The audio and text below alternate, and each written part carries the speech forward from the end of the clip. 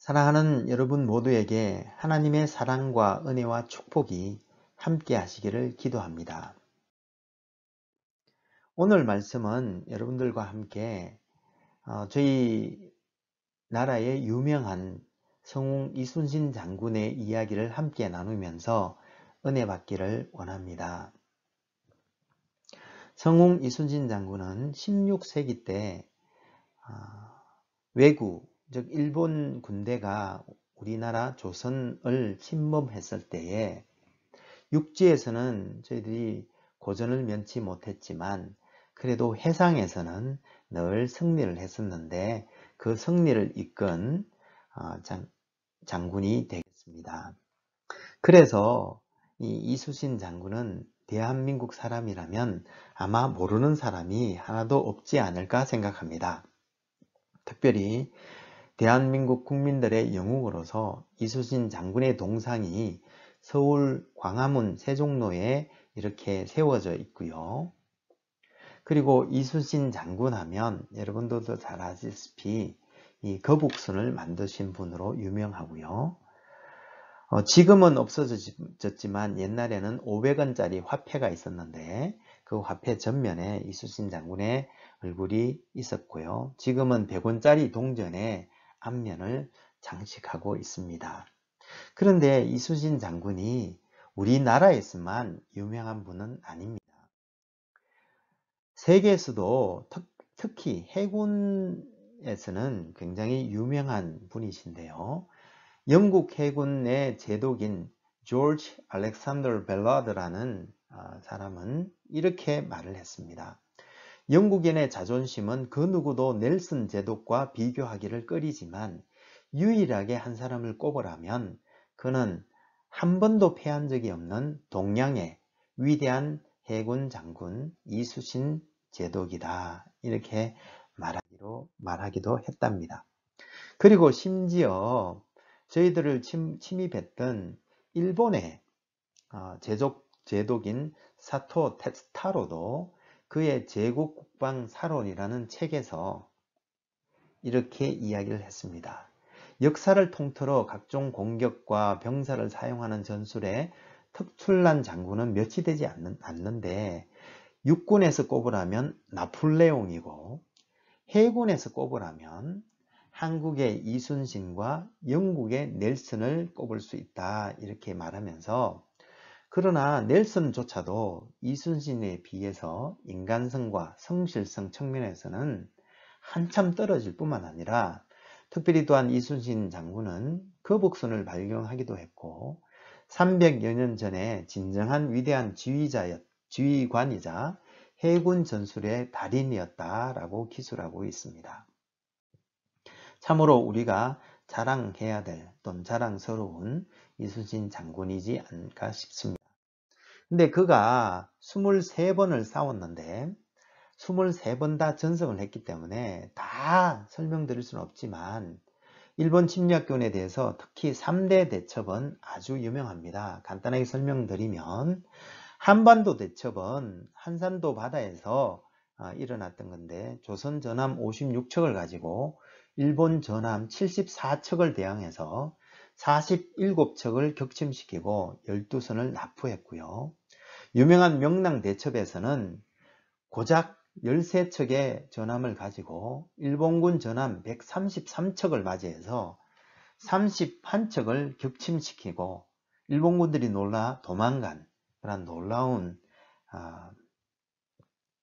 전쟁을 이끌기도 했답니다. 그리고 마지막에 안타깝게 돌아가신 노량대첩에서는 명나라군과 연합군으로 싸웠는데요. 144척의 연합군 전함으로 일본 전함 500척을 상대로 200척을 격침하고 100척을 납포함으로써 진짜 전세를 완전히 역전시키고 승리로 이끈 큰 대첩으로 유명합니다. 그런데 오늘 그 중에서 이 명랑대첩, 즉 13척의 전함으로 일본 전함 133척을 격퇴시킨 이 명랑대첩은 참으로 유명한 것인데요. 여기도 보시다시피 이 명랑의 울동록이라는 아주 좁은 지역을 사수를 함으로써 133척이 좁은 곳을 통과할 때 일어나는 그 틈을 타서 31척을 격침시키고 마침내 이 133척이 후퇴하는 그러한 놀라운 승리를 거두었는데, 그때 실제 133척 대 103척을 13척으로 커버하다 보니까 실제 이순신 장군의 휘하 용사들이 군인들이 많이 위축되었고 두려움에 떨었다고 합니다. 그때 이순신 장군이 필사즉생 필생즉사라, 즉 죽고자 하면 살 것이고 살고자 하면 죽을 것이다 라고 외치며 이 부하들을 격려하였고 진짜 죽기를 각오하고 부하들과 함께 싸워서 이김으로 참으로 전쟁이 꼭 물자만의 승리가 아니라 정신자세, 임하는 정신자세의 중요함을 알리는 그러한 귀한 기회요 또 교훈이 되었던 줄로 믿습니다. 근데 여러분, 이 말씀이 이순신 장군 1500년 전에 우리 주님께서 이미 하셨던 말씀임을 알고 계십니까? 예, 마가복음 8장 35절에 보면 주님께서도 제자들에게 이렇게 가르침을 주셨습니다. 누구든지 자기 목숨을 구원하고자 하면 잃을 것이요, 누구든지 나와 복음을 위하여 자기 목숨을 잃으면 구원하리라. 그렇습니다, 여러분.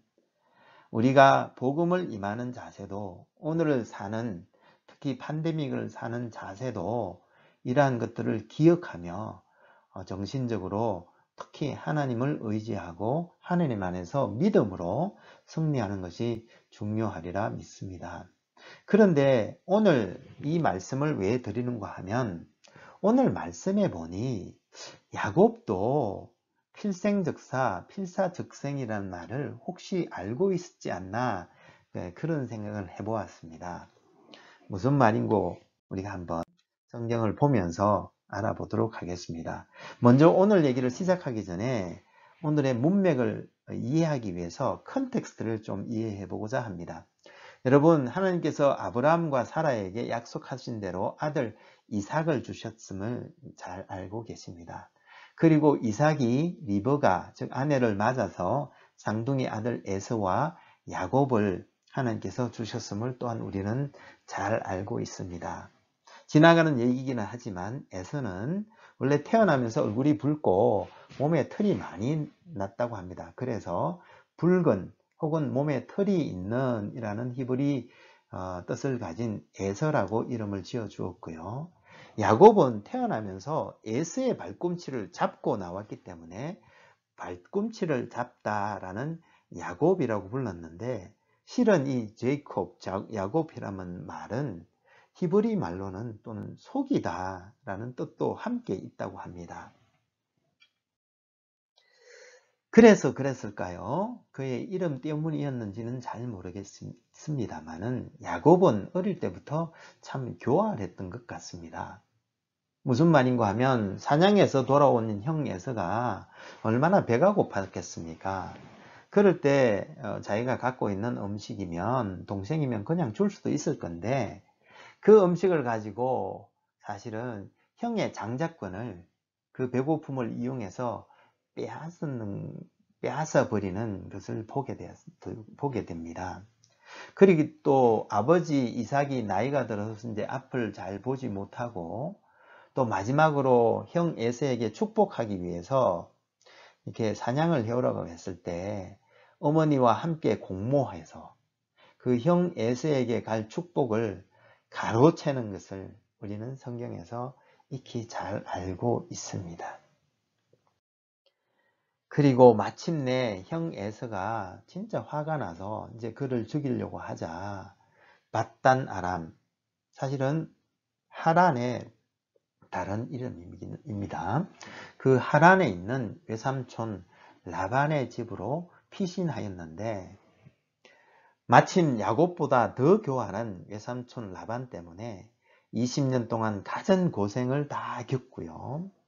물론 아내 레아와 라헬을 얻고 또 그 몸종에 해당되는 아내들도 얻어서 많은 자녀들을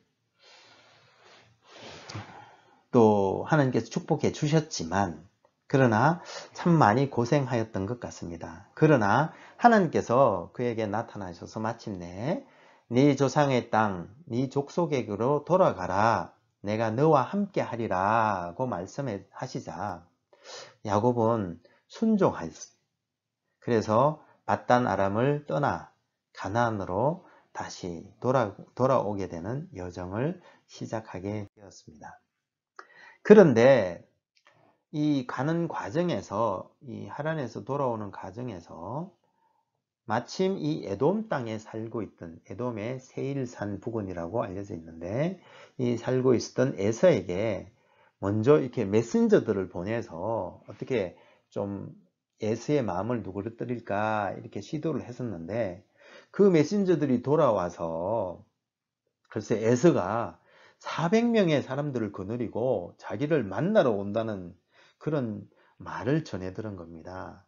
그래서 그는 참으로 심히 두려워하고 답답해 하였는데, 그래서 마침내 하나님께 매달려서 살려달라고 하나님께서 돌아가라고 말씀하셨지 않냐고, 내 목숨을 책임져 주십시오 라고 한편으로는 기도하면서도, 다른 한편으로는 하나님을 온전히 믿지 못하였는지 이제 인간적인 그런 꾀를 내기 시작했습니다. 그래서 첫 번째는 자기가 가진 소유물이, 가축들이 굉장히 많았지 않습니까? 그래서 그걸 두 그룹으로 나눠서 혹시나 에서 형이 이렇게 자기를 공격하더라도 뒤에 있던 그 반은 자기가 건들 수 있도록 그렇게 이제 꾀를 내고요. 그 다음 두 번째는, 그것도 이제 안 될 것 같으니까 그 두 대 중에서 선물들을 이제 고릅니다. 그래서 가축은 가축대로 종류들로 고르고, 양도 소도 이렇게 고른 다음에, 그러다 보니까 이제 9종류의 선물들을 고른 다음에 그것을 9그룹으로 나눠서 자기보다 아예 앞서가게 이제 그렇게 하고 난 다음에, 혹시 에서를 만나면 이거 야곱이 형 에서에게 보내는 선물입니다 하고 이제 해서 혹시나 형의 감정을 풀고 또 은혜를 입을까, 이렇게 이제 아주 작은 꾀를 이제 내기 시작한 것이었습니다. 그리고 마침내 이 야복 강가에 이제 이르렀을 때, 야복강은 실제 이제 사해와 갈릴리 바다에 그 조르단 리버가 흐르지 않습니까? 요르단 리버의 한 중간 정도 되는 위치에 동서로 흐르는, 요르단에 마침에 이제 합쳐지는 지류인데요. 그 야복강가에 이르자 이제 밤을 새게 되었는데, 밤에 갑자기 일어나서 자기 아내들, 그 네 아내들과 11자식들을 먼저 이제 강을 건너게 합니다. 그리고 나서 참 재밌는 것은 자기 소유부터 건너야 될 것 같은데 아닙니다. 아내와 가족들을 먼저 건너게 하고 나서요, 그 다음 자기가 가진 소유물들을 다시 이제 건너게 하는 겁니다. 그리고 나서 이 아내들과 소유물들이 이 야복강의 남쪽 변에 있는데, 자기는 이 북쪽 면에 아직 그대로 남아서 이제 혼자 남았다고 이제 성경은 말씀하고 있습니다. 그래서 한번 상상을 해 보십시오.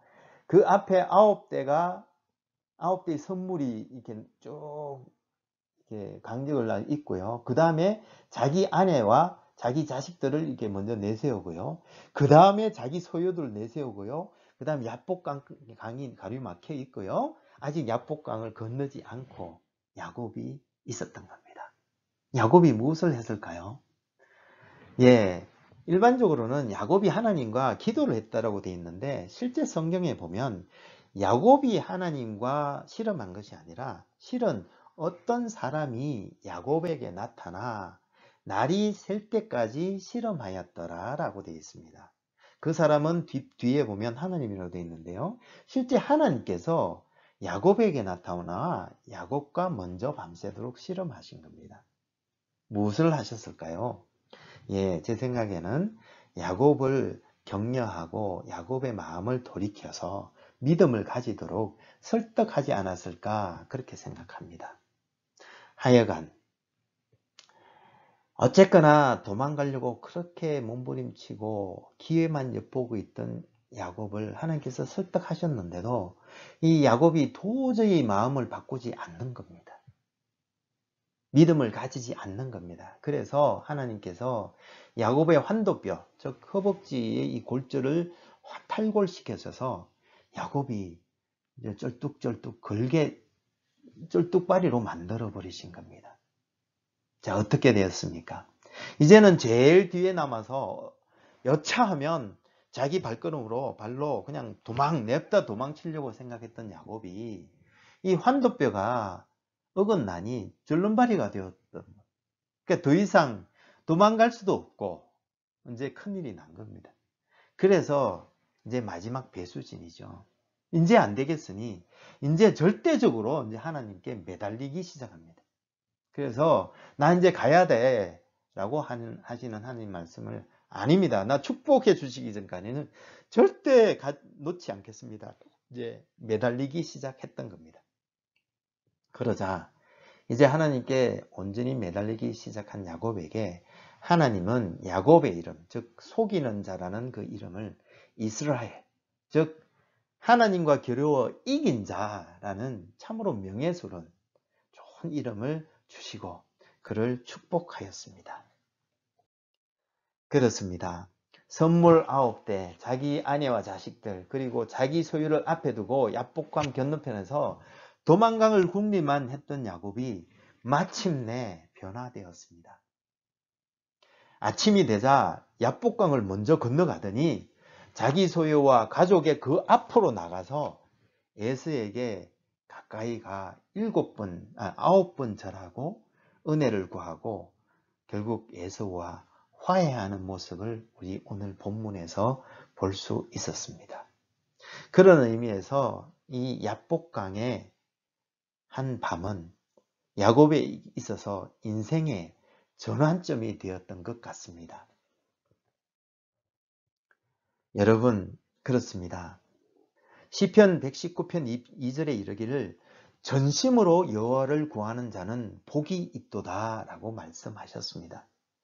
그리고 고린도 후서에도 보면 12장 10절 말씀에 바울이 이르기를 그러므로 내가 그리스도를 위하여 약한 것들과 능력과 궁핍과 박해와 공고를 기뻐하노니 이는 내가 약한 그때에 강함이라 라고 말씀하고 있는 것입니다.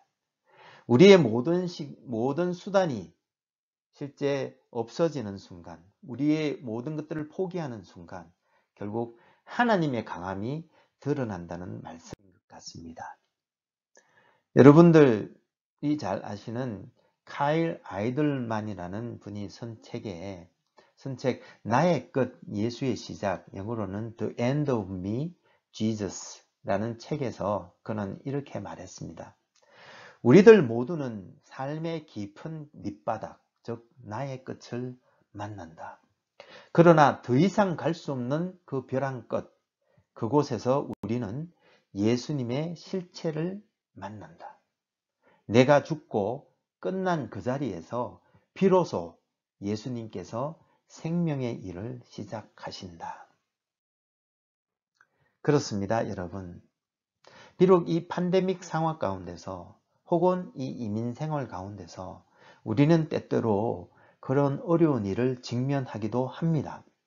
그렇지만 오늘 이 야곱을 보면서 우리가 옴짝달싹도 할 수 없는 그 벼랑 끝, 그 마지막에 이르렀을 때라고 우리가 생각할 때에도 우리는 기억해야 하겠습니다. 야곱에게 그 야복강 강가에 찾아오신 그 하나님께서 우리가 그 벼랑 끝에 서서 우리가 믿음 없어 주님 도와주십시오 라는 말로 부르짖을 때에 하나님께서는 우리들에게 찾아와 그곳에서 만나 주실 줄로 믿습니다. 그리고 우리의 방법, 우리의 잔꾀들과 우리의 계획들과 우리의 환도뼈가 부러져 우리의 것을 내려놓을 그곳에, 그 야복강가에서 하나님께서는 하나님의 일을 시작하실 줄로 믿습니다. 그리고 그렇게 하나님께서 시작하신 우리들의 믿음을 연단하시는 일이 마침내 예수 그리스도의 오시는 그날에 완전하게 이루시고 우리를 영원한 축복의 길로 인도하실 것을 믿습니다.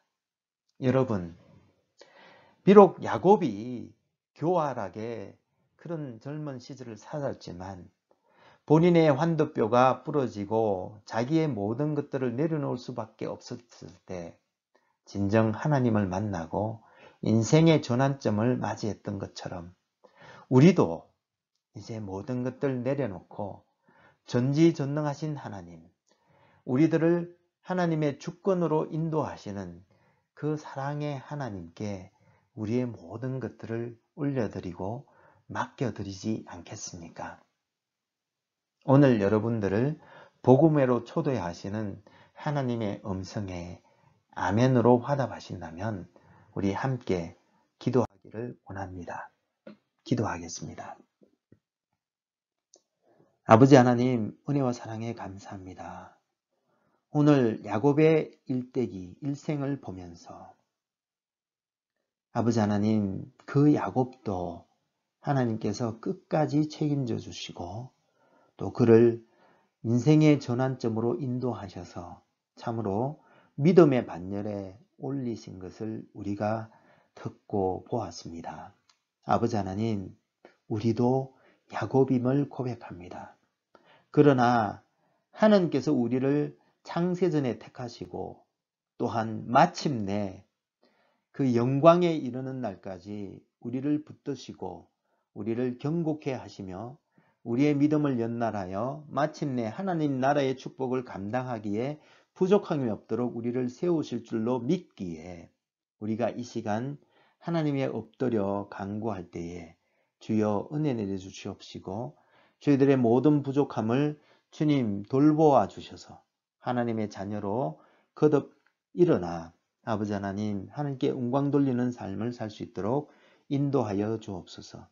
특별히 팬데믹 기간 가운데도 고통받고 신음하는 모든 영혼들 주께서 긍휼히 여기시고 불쌍히 여겨 주시옵기를 간절히 소망하며 특별히 아버지 하나님 백신과 또한 치료제도 빨리 개발될 수 있도록 주님 은혜를 다하여 주시기를 간절히 소망하며 아버지 하나님 아버지 하나님 성전에 다시 모여 예배할 날 그렇게 사랑으로 나누며 이 세상 가운데 하나님의 나라를 증거하고 공의와 사랑을 아버지 선포할 날을 소망할 때에 이 모든 말씀 우리 주님 예수님 이름으로 간절히 기도하며 축복하며 감사 올려드립니다. 아멘. 아멘.